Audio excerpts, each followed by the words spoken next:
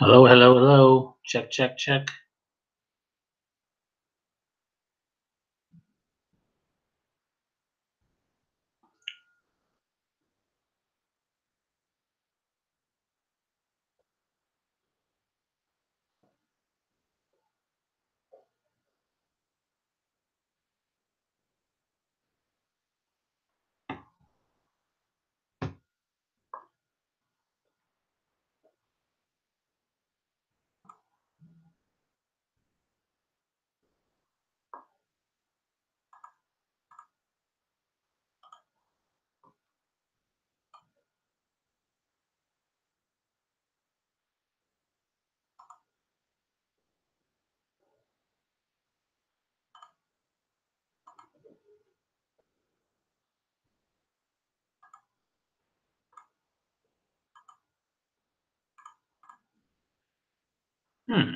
Where's everybody? 5 o'clock. Okay, where are we at now? It's live. Okay, well, we'll wait for people to show up.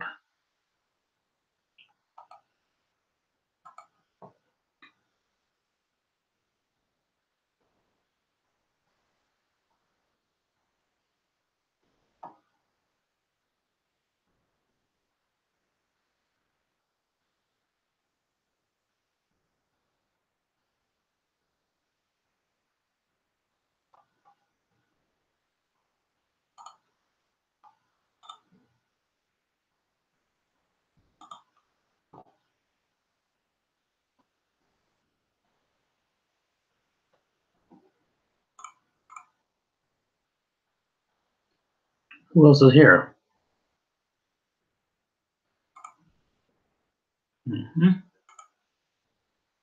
Okay.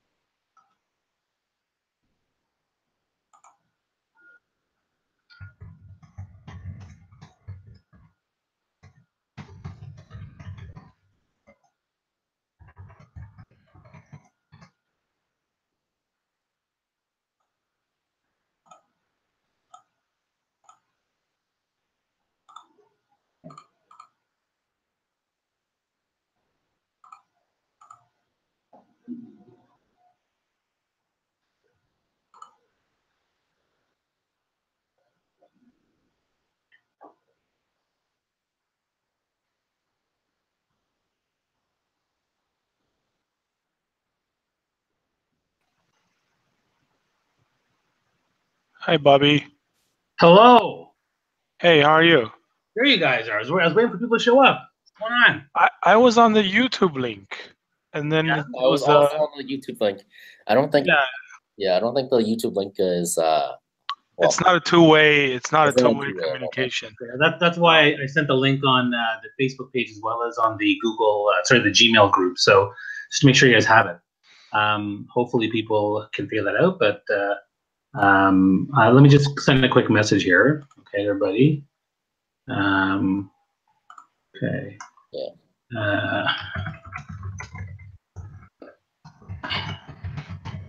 Oh yeah. By the way, Rival, I have your I have the same question as you that you just posted in the group. Oh, okay. Yeah. Where are you based, Godwin?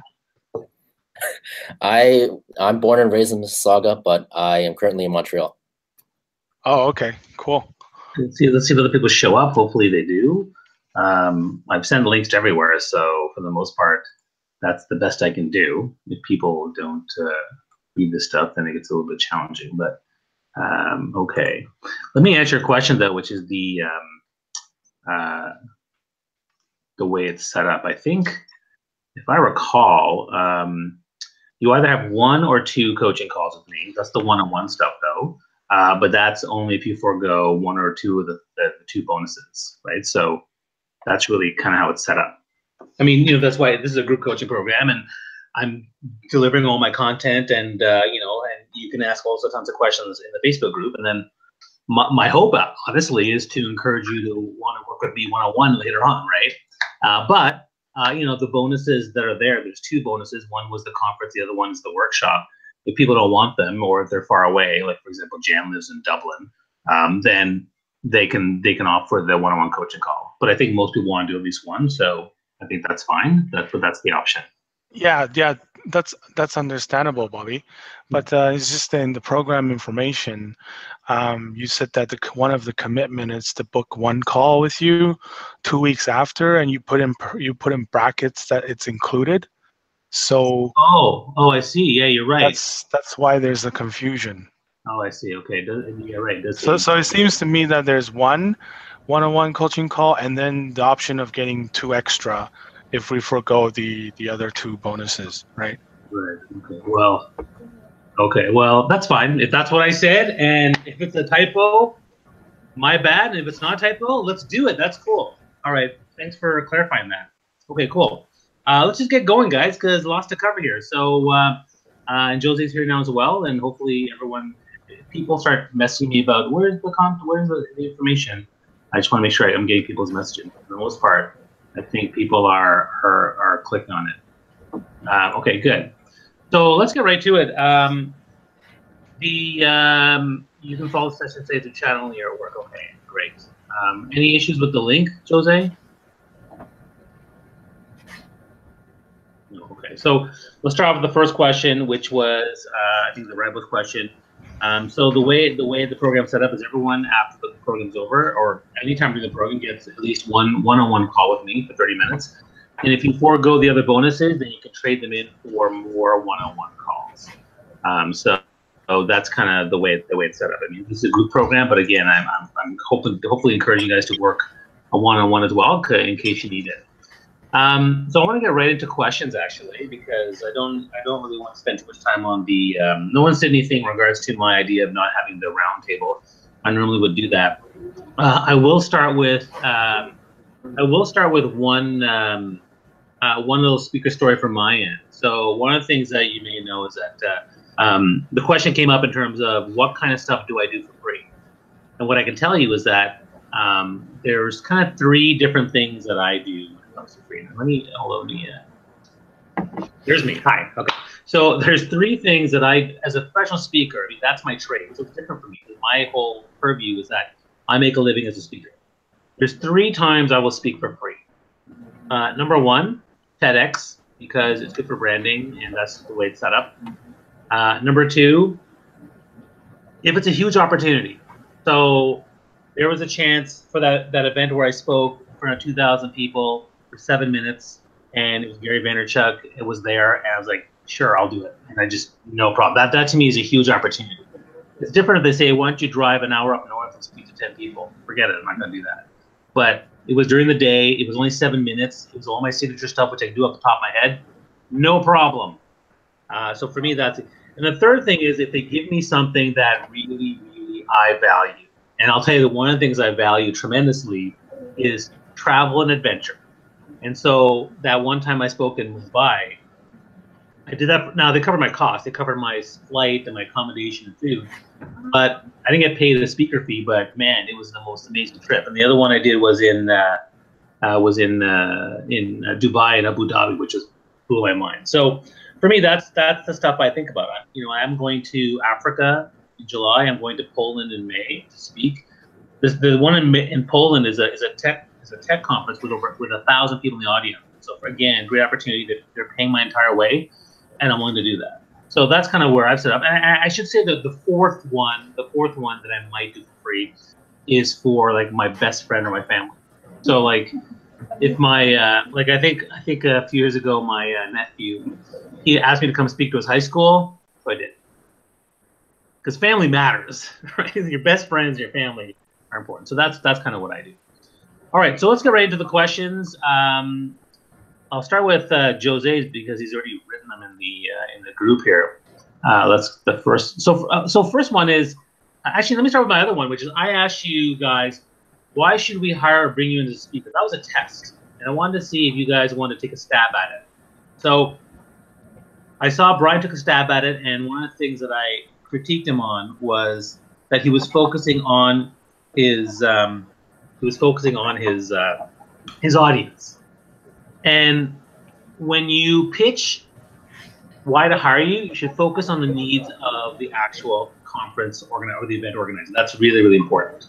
Okay, so what do they care about? They care that you're going to create a memorable performance. They care that you're going to connect and engage with the audience on the thing that matters most to them. They care that you're going to promote the conference. They care that you're going to represent the brand of the conference or the event really, really well.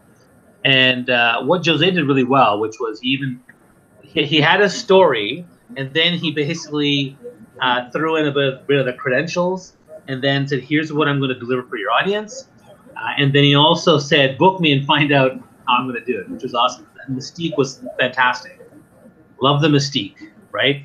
They have to book you to find out how. I mean, they'll get some information on how you customize. They'll get some information on, he wrote it on the Facebook group. Oh yeah, right. So I asked the question, why should I hire you as a speaker, or why should I bring you into my event, whether you're speaking at an event or trying to be hired. And so I put that as a question just to test you guys, see what you guys came up with. So both Jose and Brian answered. The rest of you didn't, but you certainly can. And part of me doing that is just try to convince you guys to start engaging and asking questions, because, like I said, there's great value in the one-on-one coaching, absolutely. But you're going to get some value if you ask questions in the group, because I will answer and other people will answer. Because I just live here and I have no life, so I just focus on you guys. That's what I do. So keep that in mind. Meanwhile, let's go to the next question. Let's go to Jose's other question. Okay, here it is. So Jose, what constitutes an optimal website in terms of getting people to book as a speaker? Feel free to use mine as a template. Yeah, sure. I'm happy to do that. So let's use your website. I wonder if I can. There's no way to share my screen, is there? That would be interesting. Good. I don't think I can. Can I share my screen? Let's see here. Oh yeah, there's a screen share. Look at that. Okay, let's see if I can share this. Can everybody see Jose's website? Yeah. Brilliant. Okay, good. So first off, great picture, handsome, smiley dude. Got your name there. Let's talk about the three things: seasoned stutterer, comedian, public speaker. So, is this a speaker website? Or just it's the Jose website. So one thing to consider is, what is your main thing, right? What is the main thing you want to be known for? So you have to kind of figure that out, Jose, and put that number one. Is the number one thing that you want people to know about you that you're a seasoned stutterer, or is that just part of the package? So, when I look at this, I'm like, okay, he does stand-up comedy, he does public speaking, but which one is he more known for? Do I want him for my comedy event, or do I want him to be speaking at my conference? So you have to either be fine with the fact that people might be confused, or at least be more clear on exactly what this is for. Okay, but I'm sorry, did you say something?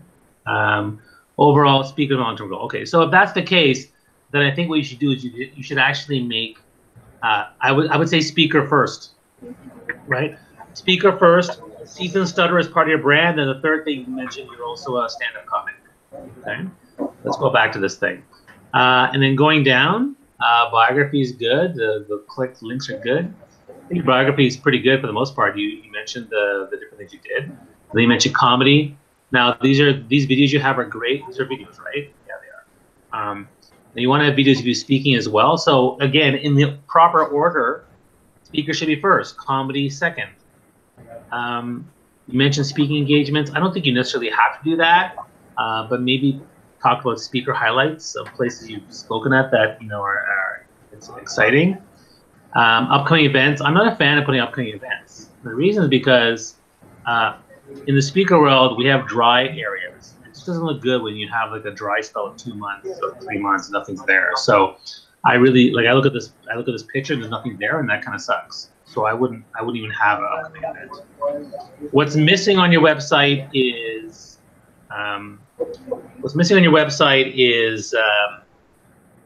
some photos is good. Testimonials would be another thing that should be there. You don't have that. Those are things I probably want to put. So if you're gonna when you list your speaking gigs, just list the ones that you think are really awesome.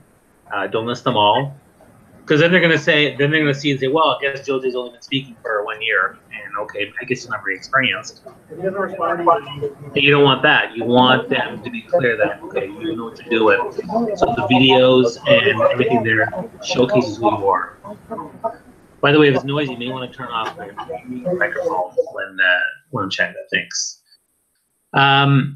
So going back, and so aside from the website again, so you want to have, you know, your speaker story, you want to have a great image, you want to have videos of you there, you want to have testimonials of people who've seen you speak and want to talk about you. It's good to have a list of potential clients if you want. I don't necessarily do that for the most part, mostly because, unless of course it's part of branding, but it's on my speaker sell sheet, so that's fine. And then have a clear way for them to book you. Like there's got to be a clear place to book you, and that way that they can message you right away and you can respond. So to me, that's the main stuff you want to have on your website. Okay, answer your questions. Any other follow up on that specific topic, Jose? If not, I'm going to move on to your second question.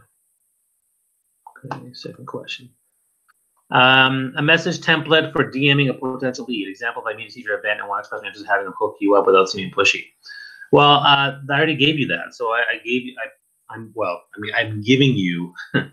I have email templates for approaching people. So you'll get an entire document that has all the different things. So that's part of the package, right? Good idea. I can get some students from the TEDx conference, give me testimonials among other people. Yeah. And even better if you can get them to give you, have both written and video testimonies. That's what you want. Okay. Next question. Discuss our promo line, receive feedback from the example. Yeah, so I already talked about this. Your promo line. A lot of people say speaker, coach, author.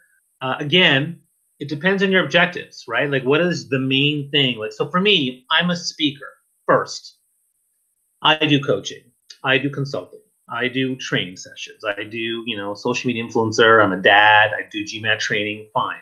But the number one thing is I'm a speaker. If you go to my LinkedIn profile, you see that the headline is that speaker. Now, if you're not, if you're the CEO of a company that you want to promote, and then you speak, yeah, I think that's better, Jose. Speaker, seasoned stutterer, comedian. I would add professional speaker, not just speaker. Okay, that to me is the way to go. Someone's messaging us. Hold on.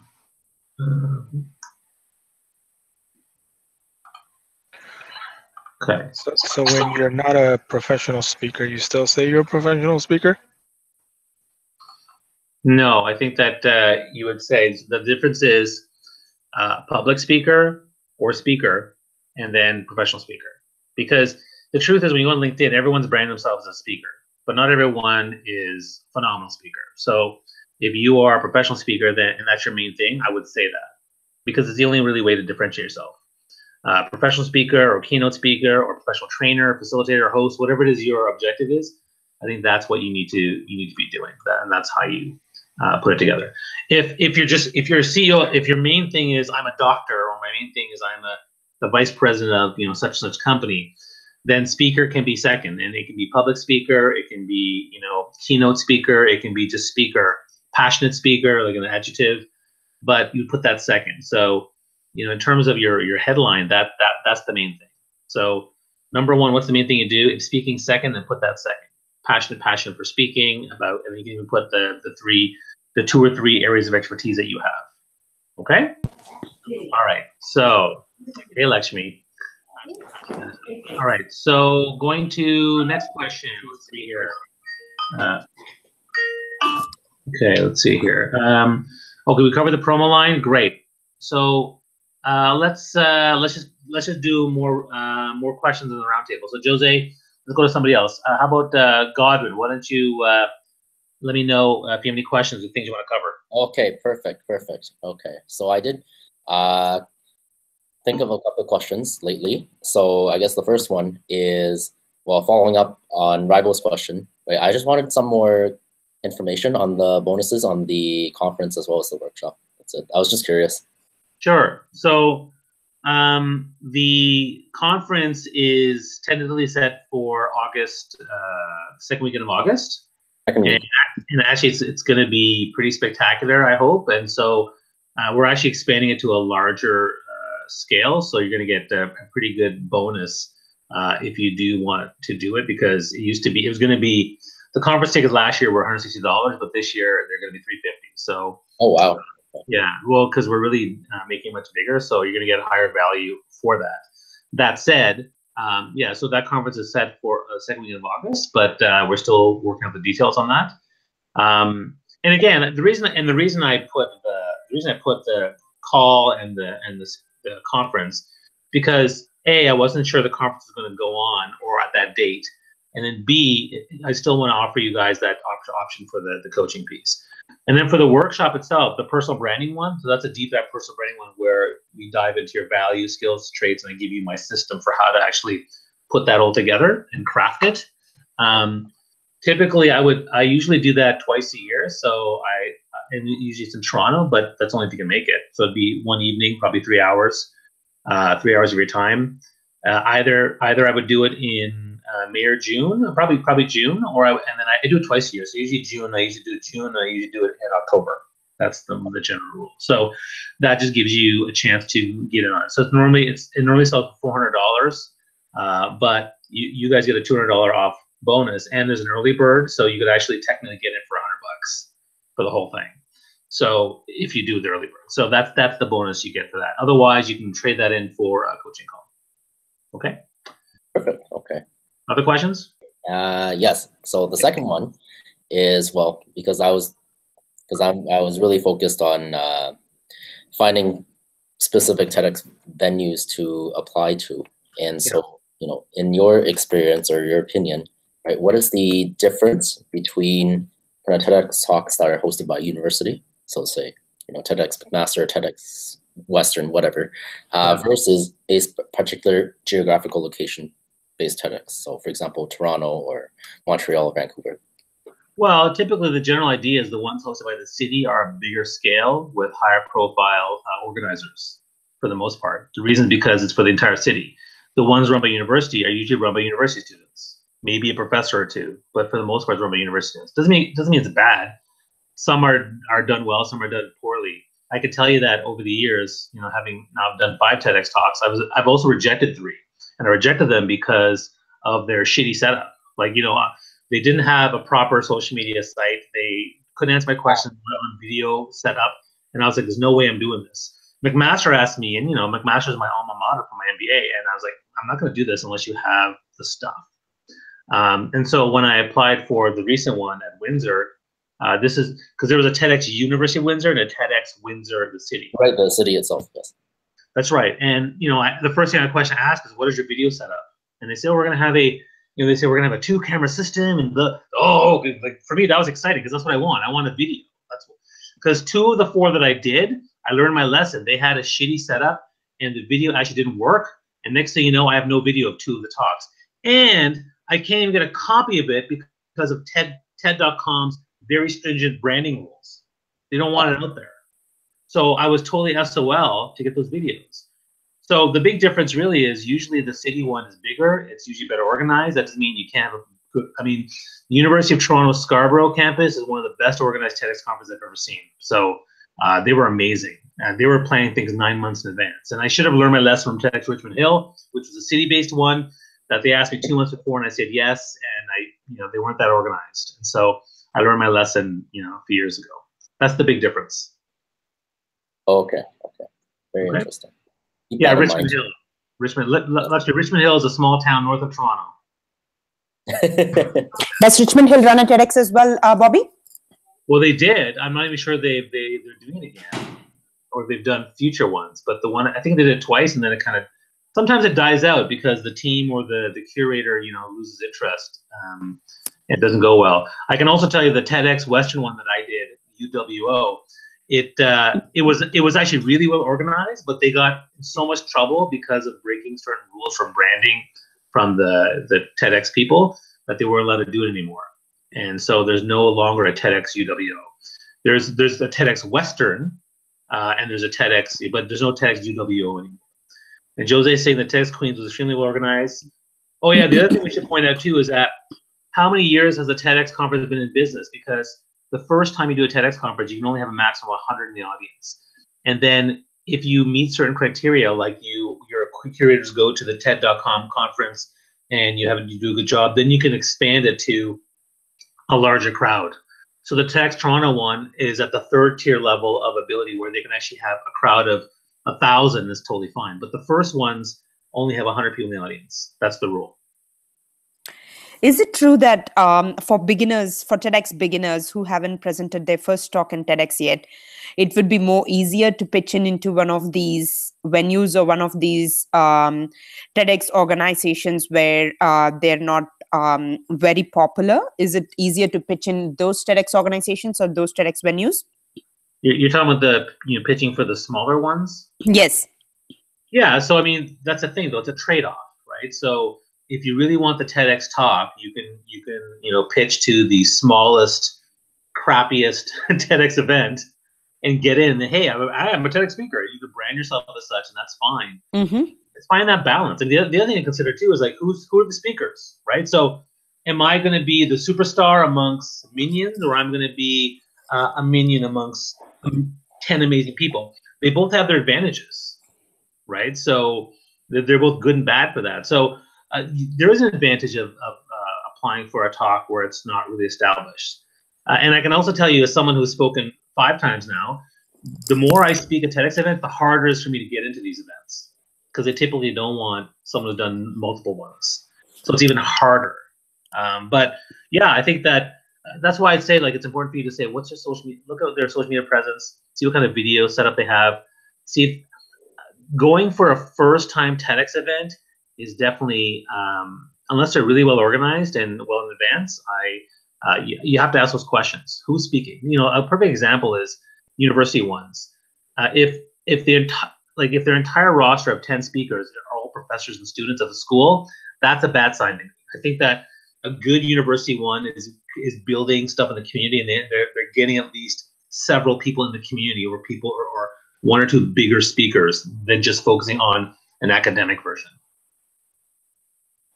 Given that TEDx has more of an online presence these days, that is, the TEDx community is more online rather than face-to-face, irrespective of the TEDx that I participate in, the brand or marketing for my TEDx, isn't it more based on the content I deliver or more based on the topics I cover? Sorry, I don't follow your question. What's your question exactly? I understand that TEDx is more online based. It is, rather than which venue I present or which organization I do with, it's more online. It's more about TEDx online presence. So irrespective of whether I'm pitching my TEDx for a smaller one or a larger one, I believe it's more about the content I deliver or more about the topic I present is where the popularity of my TEDx talk, that's where it relies on, isn't it? Yeah, I agree. The most important thing is your content. So what is your idea? What is your content? How do you deliver it? Because the ultimate goal for us here in this group as a speaker, we want our TEDx event to show up on the TED.com website. And I can tell you right now, Simon Sinek, if you watch the Start With a Why video, it's grainy video. It's actually pretty bad video. He's using a flip chart, but the talk was so good that it got on the TED.com website and launched the entire Start Your Why industry. Like Drew Dudley, another friend of mine, he did a 6-minute talk at TEDx Toronto, made the main site, and now he travels all around the world speaker. So for the most part, the content and how you deliver it is the most important thing, and that's what you should really focus on. What determines whether a TEDx talk gets presented in the TED.com website? Well, it's pretty random. I think the main thing is they're looking for a new idea that hasn't been done before, either a unique idea or a unique slant. They are looking for something that is, captivating, like, could tell a powerful story or really engages people or is very moving or whatever it might be. And then something that they think the TED.com audience will really appreciate. And then the other thing, of course, is the quality of the video and how it looks. So things like your slides, how you talk, the audience engagement, the video content quality, all those things will increase your chances of making it to the TED.com site. And I can also tell you that one mistake I made in my 4th TEDx talk was copyrighted material. I made very sure in the 5th TEDx talk there was no copyrighted material at all on it. It was all original or free use stuff. And oh, sorry, I gotta go, Rob. Rob, do you have a question before you go? Oh, you have one. Okay, I'll answer that question, and then it'll be on the recording. Okay, sorry about that. So what was I talking about? You're talking about the copyright material in your 5th TEDx talk. Yeah. So my 4th TEDx talk, I had a picture of Super Grover on Sesame Street on my slides, and even though I think that's my best talk I ever gave from a TEDx perspective, it didn't make it because I think I screwed that up. So that's unfortunate. What are you going to do? So this time and funny, this time I actually had them all, and then I realized I had one slide that had a picture of Baloo from Jungle Book. And so I texted her, like, take that off, I need you to get that out, get rid of that, because I didn't want that as part of it. So would you be able to provide us some direct, sorry guys, I'm just bombarding Bobby with all my questions. No, I can wait in the queue. I'll let others take a chance. Well, we're going to finish your thought, and then I'll move on to everybody else. I was just meaning to ask, would you be able to give us some pointers or directions on which TEDx talk organization to approach to have a better chance at pitching a talk for TEDx, or the do's and don'ts in order to land a TEDx talk? Probably after we land one, I'm sure all your students would be approaching you to figure out how to present one in the best possible way. But in order to land in a TEDx talk, what would be the do's and don'ts that you recommend? Well, again, as part of your bonuses, you're going to get TEDx talk training. So yeah, you're going to get all that. So I actually have a whole webinar training, but it's about an hour and 15, where I talk about everything you need to do about landing your TEDx talk. So it's all there. And then if you have any follow-up questions, you can always ask in the group. Okay. Cool. Thank you. No problem. So let's go to there's a question. I'll make sure I up above here. Ribo. He has a couple here. Make sure I'm not missing anything. Where did he write that? Okay, that's Ribo. How do you build a circle with other speakers? You mentioned we're in co-op competition. Yeah, so I mean, the truth is we are in co-opetition, which means, you know, having speakers in your network that you can refer to is really, really valuable. And a perfect example just happened today. I got a message on my phone about someone who wants to do an event, but she wants a female speaker on leadership, empowerment, networking, all the stuff I love talking about, because it's for female lawyers. And I said, well, you know, I can. And so what I told her is that, listen, I can find you somebody. And she said, that's great. And then I said, how much budget do you have? And next thing you know, that's true, Lakshmi. You'll have to apply through my process, but yeah, I can certainly do that. Actually, you would be a pretty good one. But the other thing was, you know, they had some budget, so I was like, listen, you know, how about I tried to pitch myself. So I said, how about I speak and then you speak? I'll speak about networking. She can speak about women empowerment, and we'll be like a dynamic duo. And she said, I'd be open for that as long as it's not all guys, because it's a women's group. And I said, that's fine.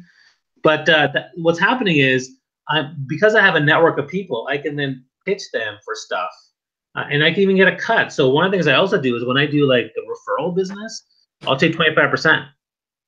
And I'll say, well, you know, a standard agent is 30%. If you want this 20 or 25%, I'll say, look, you know, you do this, it pays $2,000. I want 20%. And most people are pretty happy about it to you know, give me the $400 out of the $2,000. So that's something that, you know, works really well. The co-opetition piece is really helpful. So I recommend you create partnerships and create friends with people who have complementary topics to what you're talking about. So for example, for me, I partnered with someone who had acting background. I had someone who had executive coaching certification.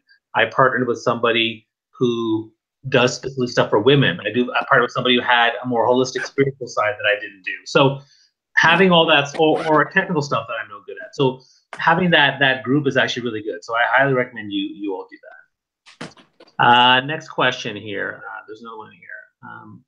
How do you? Oh, well, he asked the same question twice. Okay, fine. Okay, Nadia, any questions for us today? Hello. Hello. Oh, hi. One question. I overheard you saying something about copyrighted material.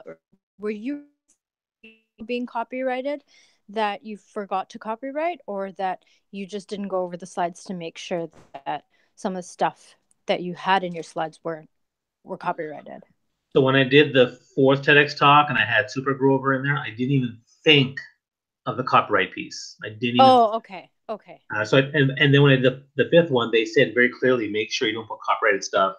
And that was actually really helpful for me. It's like, okay, you know what? Sure. And then I use in my own pictures, and I use pictures from one of those. There's a lot of free photography sites that I use for the imagery. Okay. And that's what I did. So then that brings me to the question of, let's say, so as I'm crafting my talk, I'm always afraid that, someone said this before, or it's somebody else's intellectual property. So what lengths do you go to make sure that you're not, infringing on somebody else's intellectual property, or like what tactics do you have to make sure that that's not the case? I understand like putting your own slant on things is one thing, but do you have anything else? Or so I would say that I typically don't spend that much time at all, because the truth is every single time I use a quote of somebody, I just reference it, and as long as you do that, you're fine. Like, don't submit anything that's not your own. Make sure it's definitely, you cite references. So like you'll notice in my presentations, I gave you some quotes of people, and there's the picture of them as well as the name of them. In a Sorry, maybe I missed. It's more about the overall content or the idea, as opposed to obviously, Albert Einstein saying something. Well, I mean, so sure, okay. So some of the content, I try to make sure that I create my own slant on it, right? Or I mean, in the first training, it was the first training I said. On the second training, I shared something by another speaker guy, and I referenced that, hey, this is by this guy, and I said that very clearly because I took his exact chart scratch. But other times I'll see like a study, or I'll see like a chart, or I'll see like an image, and I'll create my own. And I'll just say, you know what, I'm going to take the same similar ideas and kind of make my own thing, and I'll put this little chart, and I'll do that. And in that case, I don't worry so much about it. As long as I've kind of crafted it from scratch and put together my own take on it, I'm okay with it. I don't think you need to worry too much about that, unless, of course, you have content that's going, public and viral, and it's training that people can access. For them, for the most part, they can't. Like most people won't see it. So you take a little bit of care, but for the most part, you just have to make sure that it's your take and your slant, and you're not representing someone else's complete copied work. Yeah, okay, that's what I thought. So no other tips or techniques other than make sure it's my own slant. Well, let me give you another little tip. I'll give you is if I do a presentation on something that I'm not familiar with or something new, I'll often do a research, and I'll find like the top 5 things for this, and top 7 things for this, and top 8 things for this. And what I'll do is I'll take the entire list of the 30 and put them in a group of 30, and then I'll bucket them and make my own kind of list. But some of them I'm specifically using, but they're kind of bucketed. So like, I'll take one from this list and one from that list and one from that list. And the other 4 are things that are kind of bucketed together in my own words. And for me, that's fine. Like, here's my 7 tips. It's based on the research that I've done. And some of them are almost the same as the other ones. And other ones are, they're bucketized, but it's still the way I put it together. Right. Because the truth is, like, you can't expect to, like, for example, I mean, networking. Everyone knows networking. Build the relationship. Don't be salesy. I mean, there's like thousands of articles that talk about that. So no one's going to say, "You stole my idea. I can't believe you're presenting that." Or or let's say you're talking about health and wellness, and you cite the importance of wellness. Hey, I said that first. Wellness is important. I mean, thousands of articles on wellness, and it's totally fine if you shamelessly steal a couple of them. Just don't shamelessly steal the entire thing verbatim, right? No, I would never do that. It's more about, my goal is to offer certain kernels of insight that aren't necessarily out there. And so, I have to balance, I'm in the position where I have to balance between, okay, doing hours and hours of research versus just getting out there and hitting the pavement and being like, hey, so I have a couple of ideas. Sure, you know, they've been said before, but this is my slant. So I just have to balance it. But at the end of the day, you know, and correct me if I'm wrong, my idea is like, look, if I'm not out there being able to share something new or add something new to the field, then honestly, I don't want to be talking necessarily, because I don't feel like I have anything new to add. Like, it's just, you know, it's been, I don't know. Well, so let me redundant in my opinion. Sure, but I mean, there are hundreds of people talk about networking. So if I position myself as a networking expert or someone talks about networking, am I being unoriginal? You're not being unoriginal, but at the same time, for me, it's like, okay, let's say I was going to go to one of your networking events or what have you. I'm going to do a little bit of research to be like, okay, well, is what he's about to say, is it available readily? Or if it is available readily, is he going to, you know, tell it to me in a way that's going to resonate in a way that nobody else can do that? So essentially we're talking about, you know, providing value here at the end of the day. And there's a lot of nuanced conversation we can have about that, but yeah, so let me just be clear on that, okay? Because so networking, leadership development, personal branding, health and wellness, women empowerment, right? Overcoming obstacles, developing your career. These are things that a lot of people are talking about. And the most important and unique thing is you as a person and how you present. That's the most important thing. And number two is how you present that stuff. And so you can't spend time worrying about, you know, am I copying another person? You are unique yourself, right? And as long as you put the prep in and put the prep into your own presentation, your own way, you should be okay, right? There's not going to be. I think you don't have to worry too much about it. I think that as long as you put together your way, how you want to present your take on health and wellness, and for your target audience, I think you'll be fine, because the uniqueness part is you and how you do it. So as much as I talk about networking, I'm doing it my way. And if some ideas are the ones that other people have used, or even if I've taken some, it's still me providing my unique slant. It's still me providing my unique stories. It's still me providing my unique energy to the talk. That helps? Yeah, that helps. I guess my fear is that I'm not unique. No, you know what? Just go. You are unique. You are unique, and I think I agree with you. Get out there and do it, as opposed to researching like crazy forever and ever.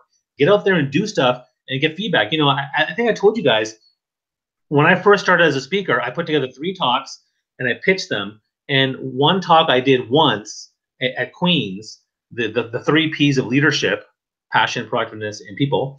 And I never did it again because I got feedback. And the other 2 I didn't even do because I got feedback and I evolved as a speaker. You're going to do the same thing, but you have to get out there and do it. And then you start getting feedback and you start evolving your talks and what you're trying to do. Awesome. Thank you, Bobby. Okay. And Godwin shares some great, that the Unsplash one is exactly what I use. It's a great site for images. Yeah, so that's good. Anyone else have any other questions or things they want to cover?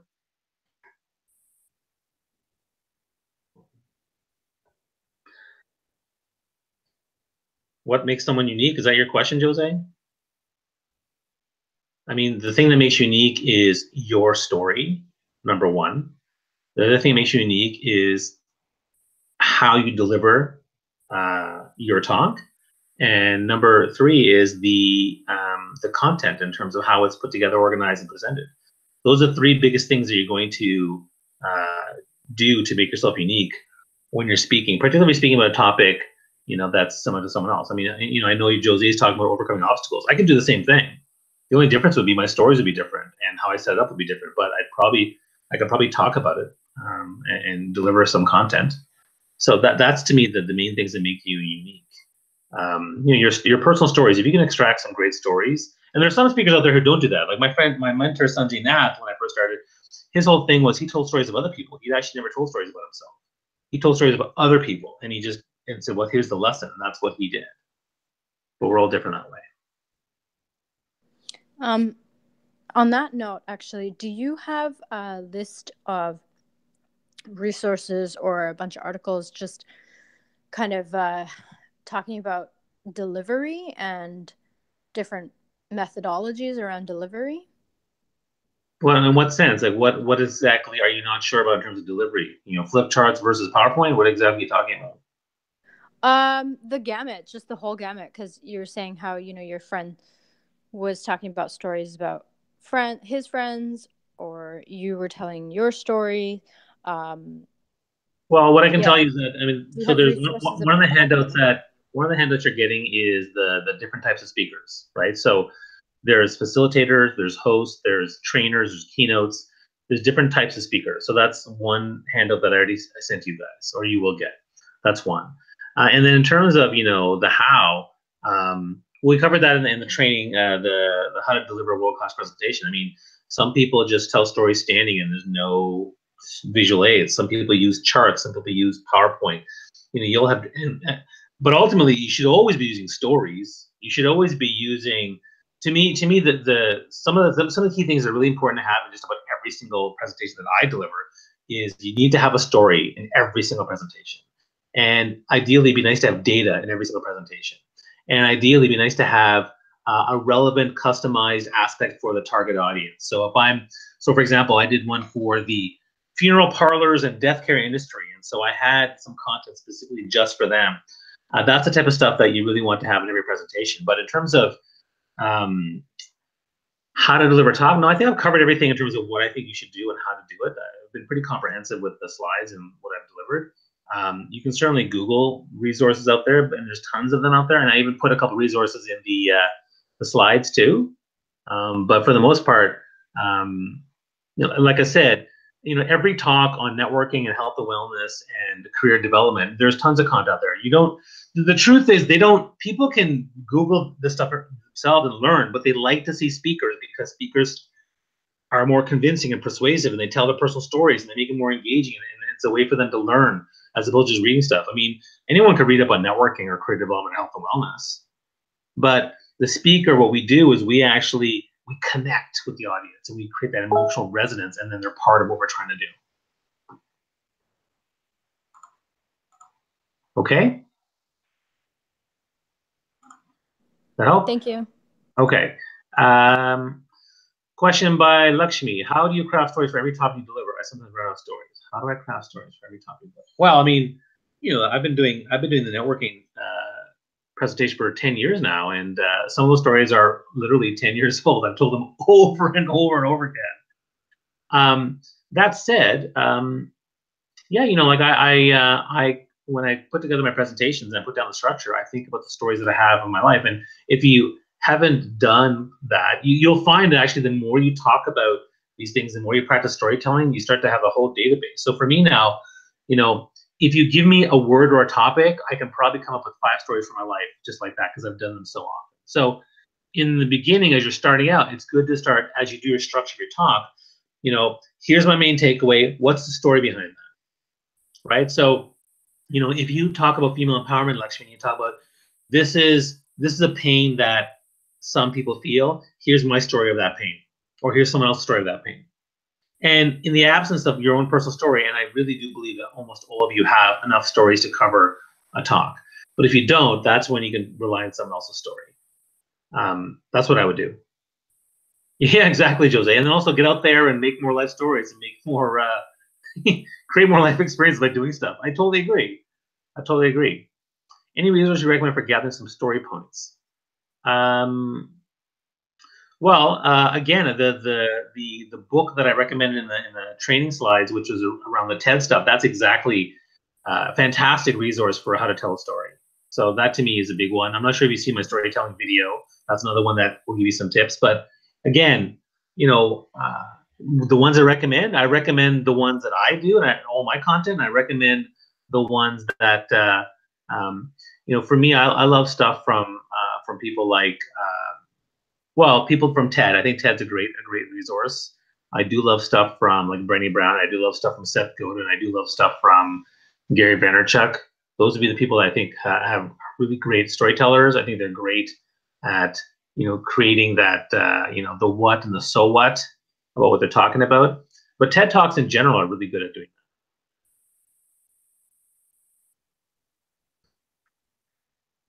that. Okay. Anyone else have any things they want to ask or questions?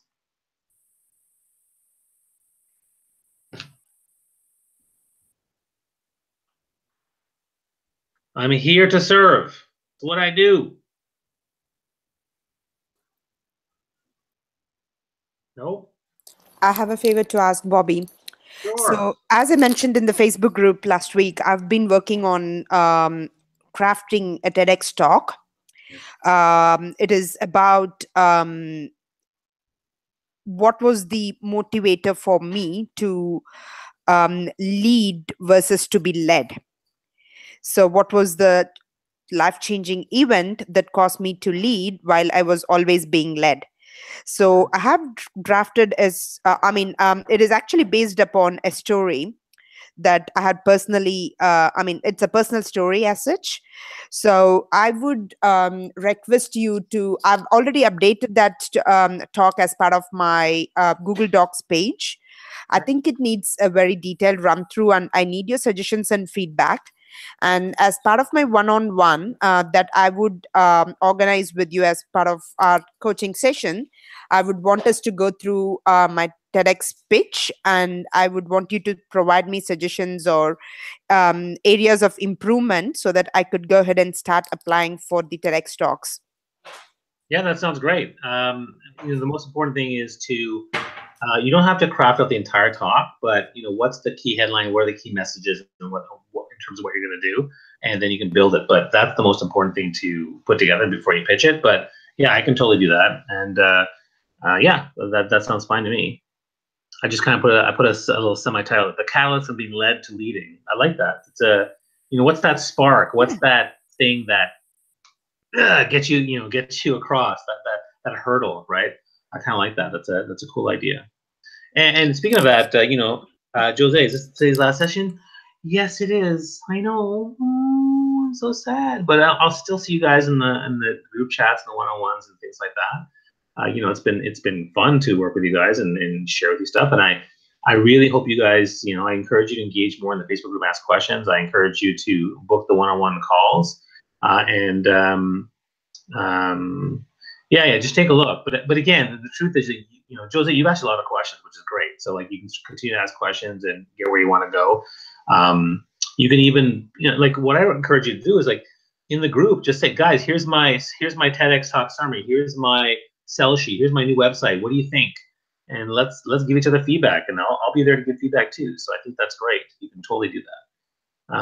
Yeah, and that for me is something I want to help. And I'm already meeting with I think Godwin on Friday. So Godwin, I hope you have stuff you want to cover.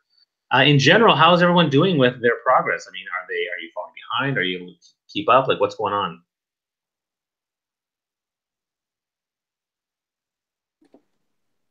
Anybody? How are you doing?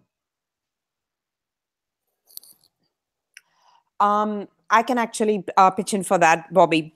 So basically, as you know, when I enrolled myself into this session, my focus was more to improve my communication skills.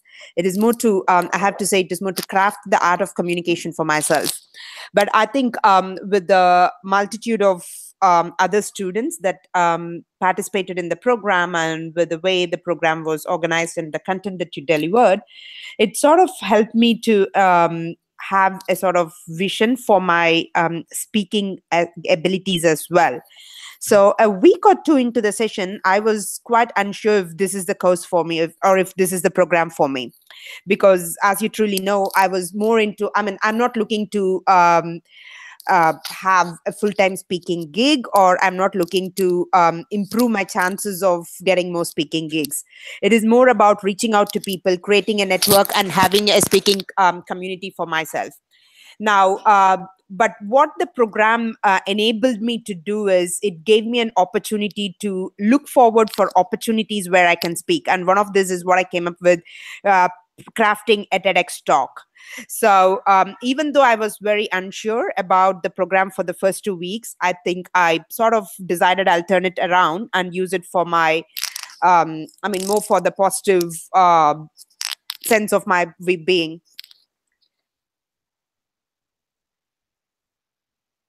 Sorry, did you cut out? Oh, sorry. Did you guys not hear my last bit? Last bit.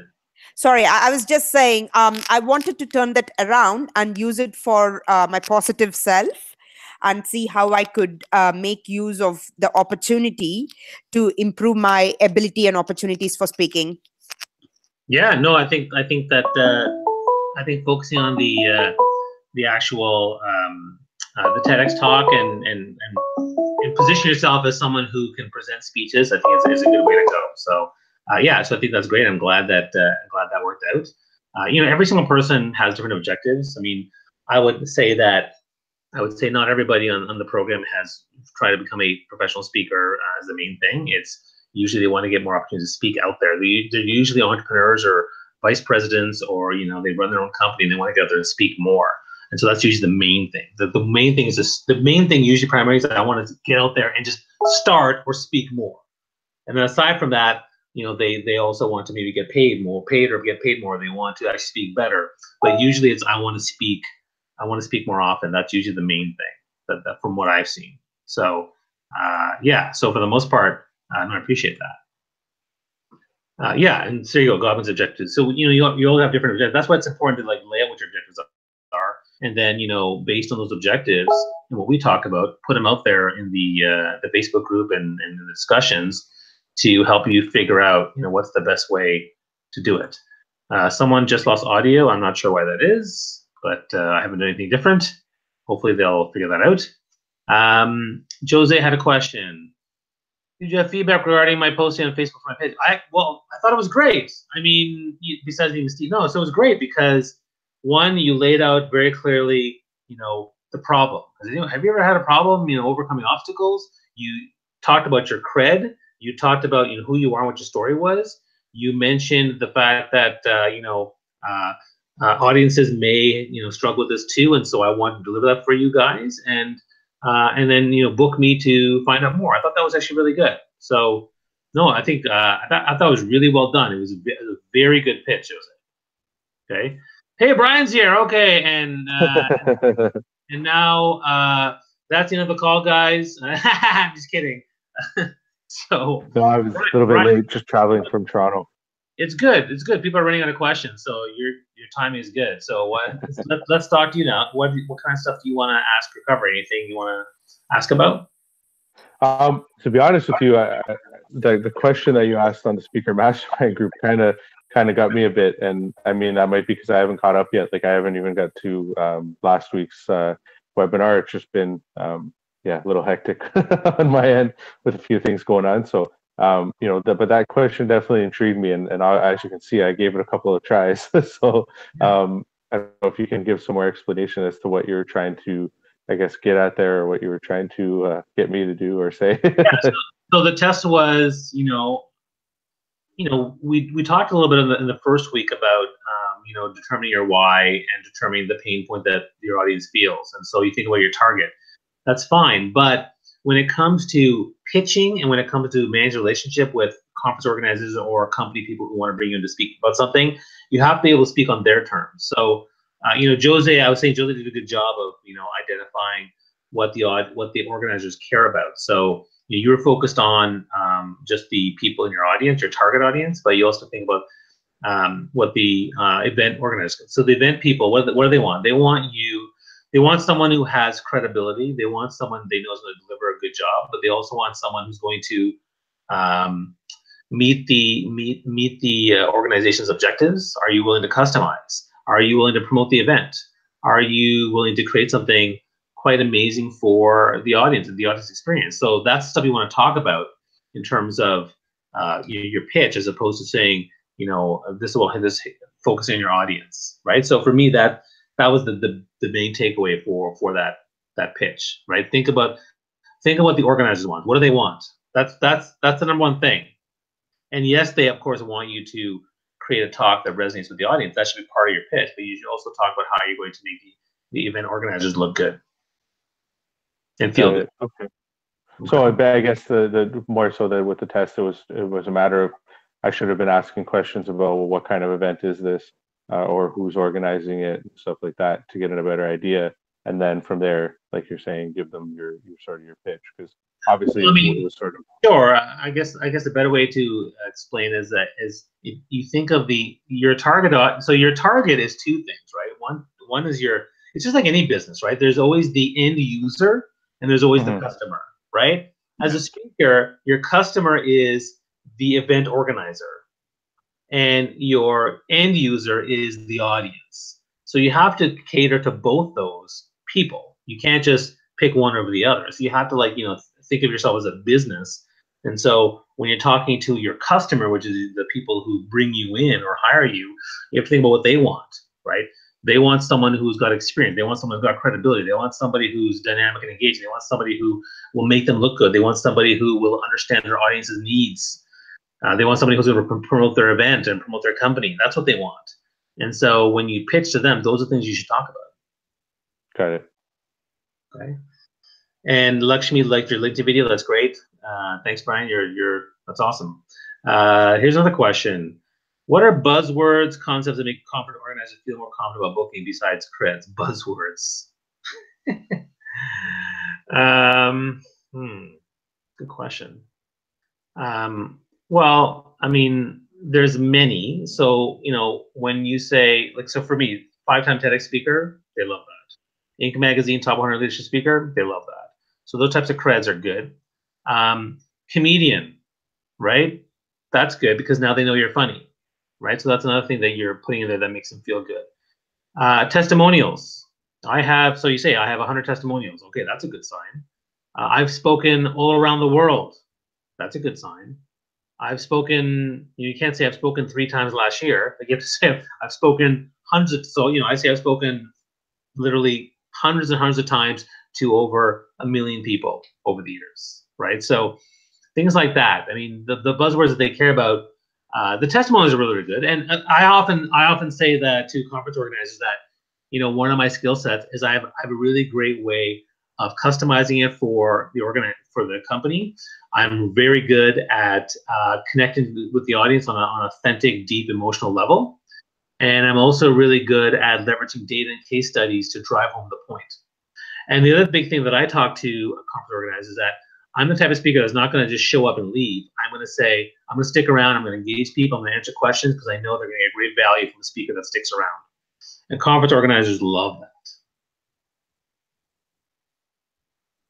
If you've spoken in Canada and the US, are you an international speaker? Yeah, you can say that if you want. There's a lot of people who say that kind of stuff, and the truth is, you have to be careful, right? Most people can see through bullshit. So if you're a international best-selling author, you better be clear. Like, is it one of those things where you're a best-selling author and you had to buy 5,000 copies, now you're a bestseller? International speaker, like I've seen stuff like I'm an international mentor to 10,000 people, but when you break it down, they did a couple webinars and they think that their stuff has reached 10,000 people, and it's bullshit. So I wouldn't do that. I honestly, if you've spoken in Canada and you spoke once in the US, I wouldn't call myself an international speaker. It'll hit you. It'll smack you in the ass. You don't want that. Like, seriously, just be honest. I've spoken in Canada, I've spoken in the US. Like, I can say I've spoken all around the world because I've been to every continent except for Africa, which is in July. So I can say that, and not just once, right? So that's what I would say. Okay. Yeah, go ahead. Because one thing I've been trying to do is sort of gain some testimonials. Would you consider LinkedIn recommendations the same sort of thing, if they're targeted towards what your brand or what you're going to be speaking about? Well, if so, the testimonial from LinkedIn, either they talk about you as a speaker or they talk about your expertise. If they both resonate with you as a speaker, then it's fine. But you can even have a testimonial of you working with you at a personal level. If a LinkedIn recommendation says, work with Brian, he is the most down-to-earth guy and so flexible and willing to customize for our needs. Pretty generic, but as an event organizer for a speaker, that sounds pretty good to me, right? So you can still you can still set up in a way that works. But ultimately, you want to get people to give you speaker-focused testimonials. But you can use the one. I mean, in the beginning, I used all the ones on my LinkedIn profile for sure. But as I got more and more video testimonials around my speaking ability, I started using those more often. Cool. So it's a start, essentially, yeah. Because right now the recommendations are based on what I consider my expertise and the whole, just start mindset and everything. That's what I was managed to. I reached out to a few connections that I've actually helped with, getting them there, and so they wrote me a recommendation, and that's what I was planning to at least start with some testimonials, because obviously I haven't spoke a whole lot yet. So, but yeah. That's coming too. So. Okay, that sounds great. Okay, cool. Any other questions or things to review or talk about? Let's if you don't have, do you have anything, Godwin? You're coming online here. Yes. Okay. Sure. Great. So this has been bugging me for a while now. So is that this? Okay. Right now, for context, right now, I'm at a point in my sort of career where, I'm unsure of where to go next. And so this is for more context, right? I'm finishing my master's program in August, and I just don't know where I'll be in September. Okay. So my kind of question then, right, is, if I don't have that certainty, will people still, look at me and say that, I would want to have you as a speaker? I don't know, because I'm just not sure about anything right now. That's a great question.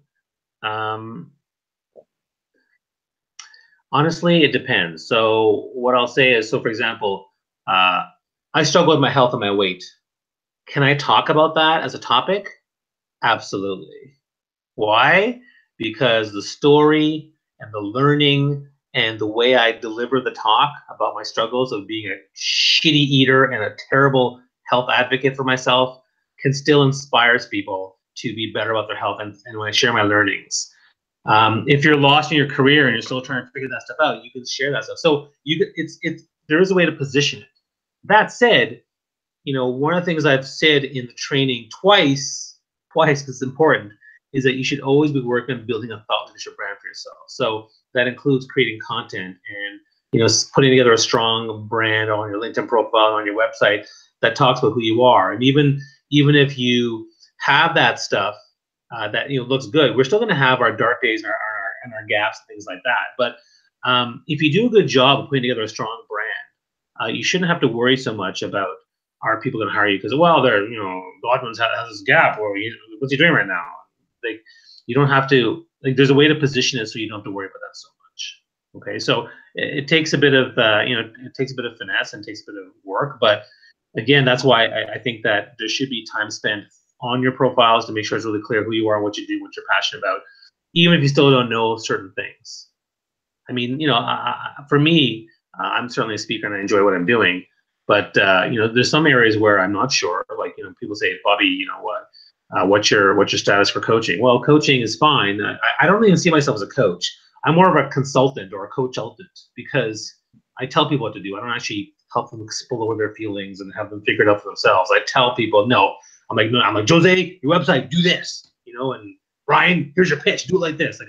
Like I'm more of a consultant. I tell people what to do. So yeah, I hope that answers your question. I mean, and the last thing I'll say is, that's why branding and personal branding is so important. Diving into understanding your values, your skills, coming up with a story of where you are now and where you want to go, I think is just so important for everybody. And so taking the time to invest in that is great. And that's why, again, if I do my personal branding workshop, I think you should go to it, because I think it'll help you. But don't wait for it. Do it now and start working on that stuff. I talked about the speaker why. What's the Godwin why? What's the, what's the brand of you, what you want to do? Take the time to figure that out, because most people follow a path of success defined by other people.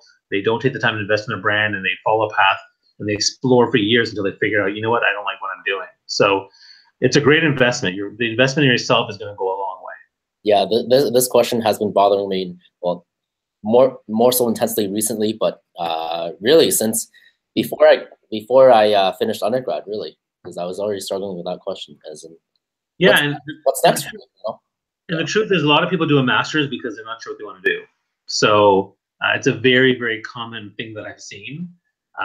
I've seen people do MBAs because they didn't know what they want to do. And in my MBA, like, oh, so why did an MBA? I don't know. I just couldn't get a job, and I thought maybe I'll do my MBA. And it's like, wow. And really, literally, it's a lot of people who are in that situation. Wow, yeah. Because they don't take the time to think about it. You know, like you think about, because as soon as you figure out what you want to do the rest of your life, you want that rest of your life to start right away. And you say, here's where I am, here's where I want to go. What do I have to get there? Is it an MBA? Is it a master's degree? Is it networking and startups and whatever it is? Like, you know, figure out where you want to be and figure out that path, that branded path for yourself, and then you just start.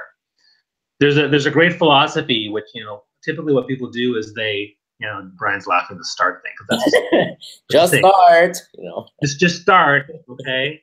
Although I was using that way before you, Brian. Just saying. Well, one of the things that happens is people typically figure out what they want to do, right? I want to be an accountant. Then they learn to do it at school, okay, accounting school, and then they live a life based on their accounting salary and what kind of job they get. But you should do the opposite. Figure out what kind of life you want to live, okay? And then what you need to learn to get there, and then you do that, right? So you figure out what kind of life you want to live, what kind of lifestyle, whatever it might be. Then you learn how to live that lifestyle, and then you go do it. And that's what people should be doing. Okay. Enough of my lecturing. Right. No. It's very helpful because I think, you know, the kind of preamble that you put in near the beginning of every lecture, right? I am a lost and unfulfilled leader right now. Yeah. That's exactly where I'm at right now, right? And you know. Yeah, no, and I get that, and you know, like we all are lost in different aspects of our life. Like, you know, like I would argue that I'm lost or stuck. You know, sometimes I feel lost as a parent. I definitely feel lost as a health person. I mean, technically speaking, this beta program for a coaching group, there's part of me that's lost because I didn't know what the best program was to launch it. So I did this beta program to figure it out. So yeah, and it's totally okay. Like as long as you keep learning and you keep moving forward, as opposed to reflecting and going to analysis paralysis. You gotta, you know, get like now you gotta get there and speak every once in a while. You gotta get up there and start thinking about what you want to do. So yeah, but take the time to invest and figure that stuff out. It's great reflection, but it's good investment of time. Right, and I think that this could be a topic for a really good talk. Actually, now that I think. Yeah. Totally. Yeah, like Lakshmi already mentioned, right? There's a lot of good data around that too, right? In terms of, you know, feeling lost, and I use it all the time in my talks. Okay, that's something I can consider. Okay. All right, thanks so much. Any other questions? Okay, well, while you're thinking, you know, this is the end of our 8 weeks. But again, number one, let me be really clear on this. Guys, seriously, for freaking sake, use the Facebook group. That is your best outlet for asking any question, going through the process, getting feedback from a lot of people, not just myself. It is a fantastic tool, and it has way more value than you realize or are leveraging. Because when we do and then number two, book a coaching call with me, absolutely. But again, those are short. So if you're going to book a call, great, but make sure you're really clear on what is it you want to cover. You want me to review your speech? Fine. You want me to look at your LinkedIn profile? Fine. You want me to look at your speaker sheet? Fine. But make sure it's clear exactly what you want to do so we don't waste time on the call. I want to make sure we get to what you want to get to. And then the other thing is, you know, some of you are struggling and some of you are behind. I can tell you from the previous group that I had 10 people, and only three people moved forward and did the work. Everyone else, you know, fell by the wayside. It's like buying a gym membership and you don't go, right? There's all this stuff here to help you, and I want to help you, and we all want to help each other, but you got to do the work. And if you struggle to put time in, what I would say, and Brian, you kind of mentioned that, you know, what I would say is book right now in your calendar 2 hours a week. I don't care where it is, but book it. You want to work Tuesday from, you know, 9 p.m. to 11 p.m. or Friday morning from 8 a.m. to 10 a.m., whatever, but book that time per week to work on your speaking stuff. Whether it's your TEDx talk, whether it's your profile, whether it's your brand, whether it's reaching out or networking, whatever it is. Like, you know, I mean, obviously you can do more work. Like, I mean, the work that I've given for you in this program, you can do a lot of work, right? you're not sure what steps to skip. I kind of was clear on what steps you had to do in the beginning, what steps you could skip. But the more you do, the better off you are. But put this time in your plan. And Brian, I'm going to bug even more because I'm going to say, you know what, like you should, given what you're trying to do, what your objectives are, you definitely should book time per week and keep it and stick to it. I mean, it's the same thing as sticking to when people tell me, Bobby, just book the training session and just work hard on your fitness. And you'll see some results. Absolutely, I agree. My biggest problem for fitness is I don't book it, or when it's coming up, something's coming up and I don't want to go, and like that. You don't want that. You want to book it and then do it. Same with the speaker stuff. Book the time and start working on it. Okay, so that's really the main things I want to make sure that you are doing.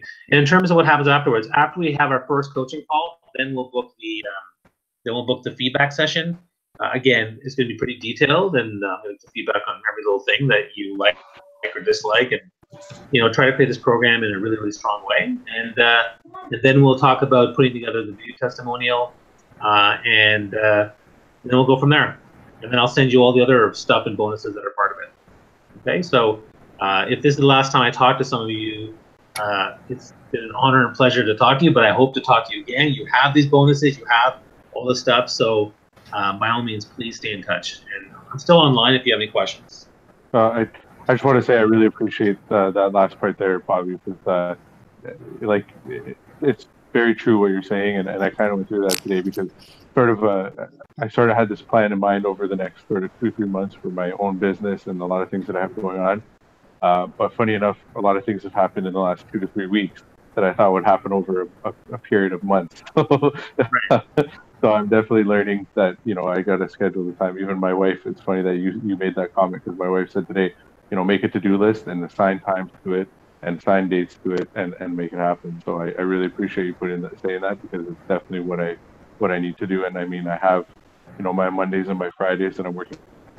As soon as I finish this call, 2 of my hours, or at least if not more, are going to start being put aside because I'm even frustrated with myself that I haven't got the slides and stuff. But I really appreciate that. That's great advice, and I definitely hope that a lot of more of us take it.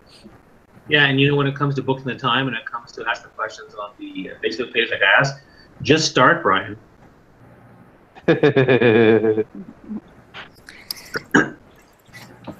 have to take this opportunity to thank you, Bobby. So much, and Bobby will be in touch, and I will definitely be more active on the Facebook group. I'm thinking of actually put it on my to-do list, or I have record a video of me talking and then post it on the Facebook group. It's private. To get your guys' feedback. Yeah. Exactly. So I'm gonna do that. So it's on my to-do list, and so hopefully in 2 weeks max. That's my accountability piece. All right, Nadia, 2 weeks. 2 weeks. Hold on. There, she just said so. 2 weeks. I'm quoting you. Whoops. What did I do?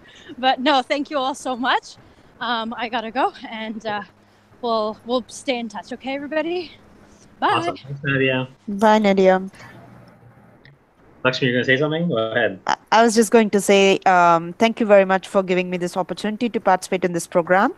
In fact, right from the start, you've been encouraging me to be part of this program. And the most important thing is you kept me motivated during the course of the 8 weeks to stay still to the program and keep following through the end. So which I believe has been of immense help and would be of immense help in the future as well. And I promise I'll stay in touch through the Facebook group, with my fellow participants. And of course, Bobby, will stay in touch too. We have great things to do as per our discussions and previous plans. Amen. I love it. Okay, good. And I'm still open to questions if you want them, because my kids aren't home yet. So. Nothing else? Godwin, we're going to talk on Friday, right? Yes. Yeah. So you have a plan, man. Do you have a plan? That's what I'm because my kind of immediate struggle now is that I'm not sure if I'm truly ready for that kind of plan. That's the only thing. April has been insane. It is going to be insane for me. Sorry, you're saying you're worried that you're not ready for the call? Yes. Listen, that's fine. If you want to reschedule it, just reschedule it. That's fine. But you try to do it as soon as possible, right? So you have the link, and it allows you a chance to reschedule it. So just click on the link, reschedule it. My calendar is updated online, so you can totally do that. If you want to move it to push it to Monday or Tuesday, it's cool. My schedule's pretty open next week. Okay. Okay. I'll think about it. Okay. Yeah. Just let me know. Make the most of it, right? Because it's the one-on-one time. Okay. Any other questions? Anyone else? Lakshmi's gone. There's just Yesway, Jose, Brian, Godwin. Any other last-minute questions, or are we ending the call? You're good. Okay. Good. Thanks, Jose. Hey, Mr. Brian, you're all right? Yeah, I think so. Like I said, I gotta put aside and get her done because you know I've got another speaking engagement set up at an event called Fearless Voices in Vaughan. Yeah. John Ribeiro is one of the founders of that, so he's getting me set up for I think it's sometime at the end of May. So you know there's things happening in the speaking world. It's just putting a little more focus into it. But like I said, things are starting to align. Things are starting to happen. So you know, just going to get more focused and you know, and then yeah, get going because yeah, like you said to you before, you know that I have some pretty goals in terms of where I'm going to take this. So just a matter of getting, like you said, just started. And I have, but I just need to get a little more focused and a little more organized. That's all. Okay, cool, guys. All right, I will let you guys go. All right, have a great week, and I'll be in touch on the Facebook group as well as via email. And looking forward to my future calls with all of you. All right. Great. Thank you. See you later, Bobby. Take care. Bye.